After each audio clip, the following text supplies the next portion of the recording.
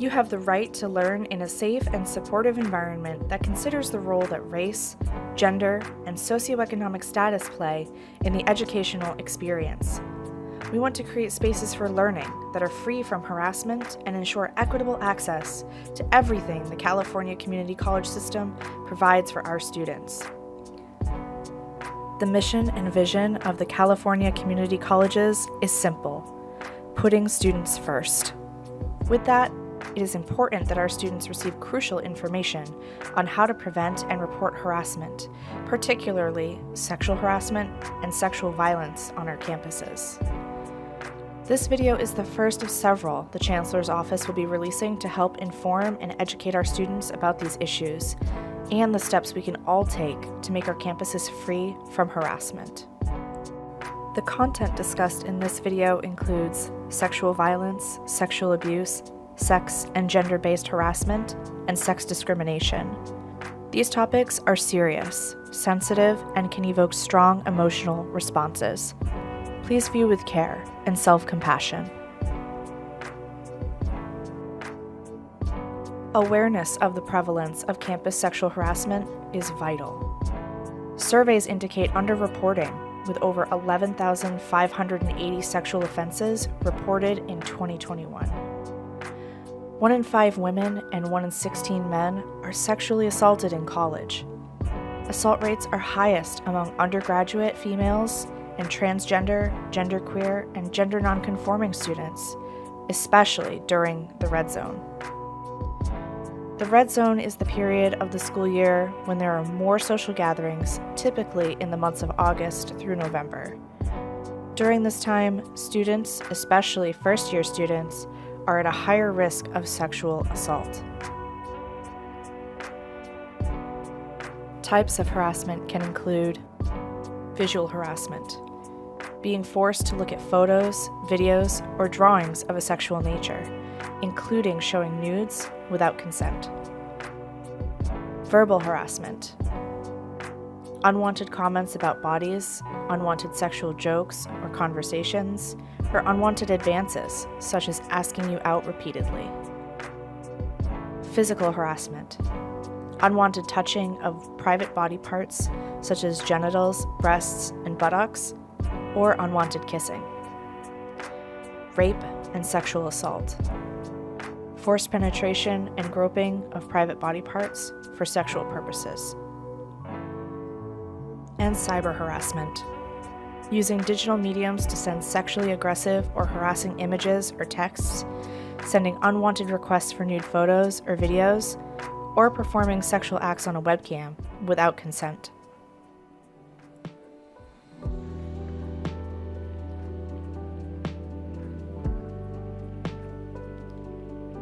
Sexual violence rarely occurs between acquaintances. This is a myth.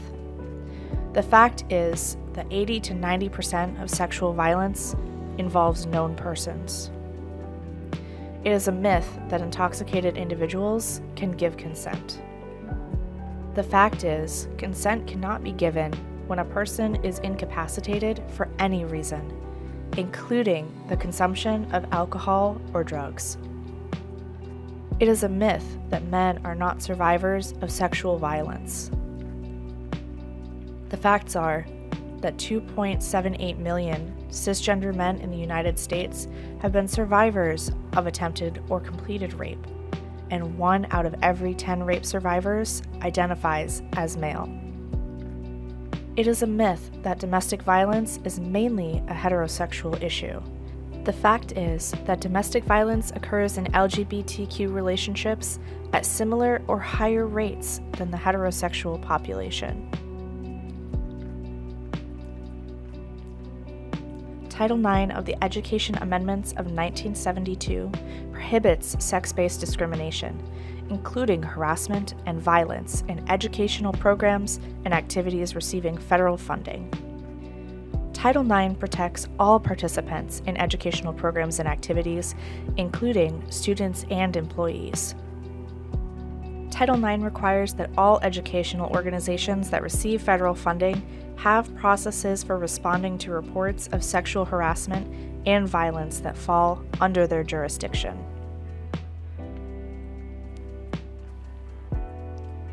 Students can file internal administrative complaints with the institution and criminal charges with local law enforcement. If you experience harassment or violence, contact your school's Title IX coordinator or the campus advocate, who can provide you with information, help you file a complaint, or connect you with supports.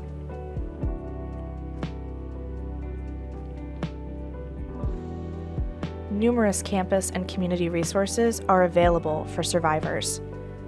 Campuses also have multiple options for confidential mental health support and counseling services available to students. These include trauma-informed services and partnerships with community organizations and rape crisis centers. Contact information for these resources can be obtained from your Title IX coordinator. Encouraging peer support for survivors is crucial. Research shows that bystanders, known as witnesses, defenders, or upstanders, are key to prevention. As a bystander, you can direct, step in, and interrupt a harmful situation by pointing out the problem and engaging in conversation. You can distract, interrupt a risky situation by distracting those involved if you aren't comfortable calling out the behavior. And you can delegate. Involve others if you can't intervene alone, or report to campus staff as soon as possible. Offenders may face criminal prosecution, civil penalties, and college sanctions, including suspension or expulsion. Acts of sexual violence and harassment have serious campus, criminal, and civil consequences. Supportive measures during investigations may include suspensions, housing adjustments, or schedule changes to ensure safety. There are many steps that students, the community, and your school can take to prevent sexual violence, such as using campus climate survey data, having confidential, trauma-informed services, developing standard training methods in violence prevention, and taking a community approach to talking about prevention and ensuring it pushes out messaging to everyone on campus. Students experience sexual harassment and assault at different rates based on race, sexual orientation, disability, gender, and gender identity.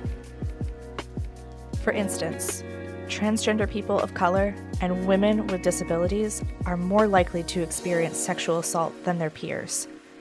An intersectional approach helps in understanding the varied experiences of different student groups. Analyzing college sexual assault with an intersectional framework helps us to understand experiences given multiple identity characteristics. Stopping these types of violence before they happen requires us to work together to support healthy, safe, and respectful behaviors and environments. Preventing violence in our community is everyone's responsibility, and supporting those who have suffered from violence is equally important. For more information about your community college's Title IX coordinator, scan the QR code on the screen.